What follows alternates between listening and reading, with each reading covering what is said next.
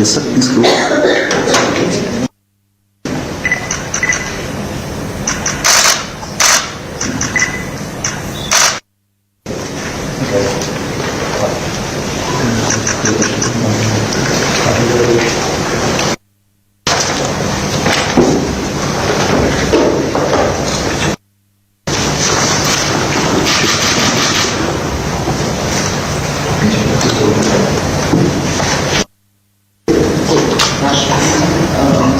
इस बार नोटिफिकेशन करने से पहले जैसे इस बार भी आप एग्जाम में और एमओएस चौधरी जी भी बन सकते पिछले चुनाव खत्म होने के बाद सरकार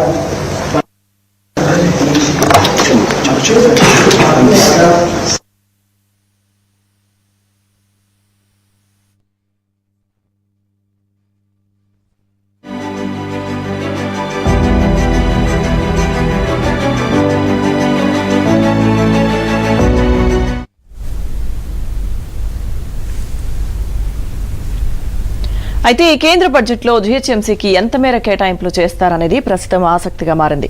గృహ నిర్మాణానికి పీఎంఏవై నిధులతో పాటు ఫ్లైఓవర్లు, రహదారుల డెవలప్మెంట్, వరద సమస్యల పరిష్కారం, విపత్తుల నిర్వహణ, ట్రాఫిక్ సమస్యల పరిష్కారం వంటి వాటి కోసం 10,000 కోట్లకు పైగా కేంద్రాన్ని సాయం కోరింది. వరద ముంపు సమస్యల పరిష్కారంతో పాటు చెత్త సమస్య పరిష్కారానికి డబ్బులు కేటాయించాలని, హైదరాబాద్ వారసత్వాన్ని పరిరక్షించడంతో పాటు పురాతన కట్టడాల అభివృద్ధికి నిధులను ఇవ్వాలని కోరింది.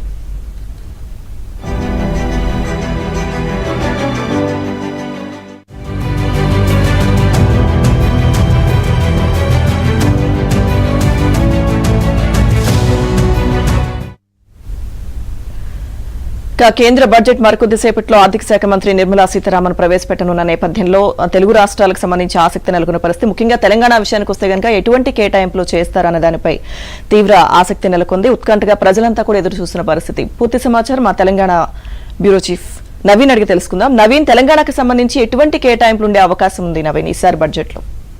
సో మొత్తం మీద రేవంత్ రెడ్డి ప్రభుత్వం తెలంగాణ విషయంలో చాలా ఎక్స్పెక్టేషన్స్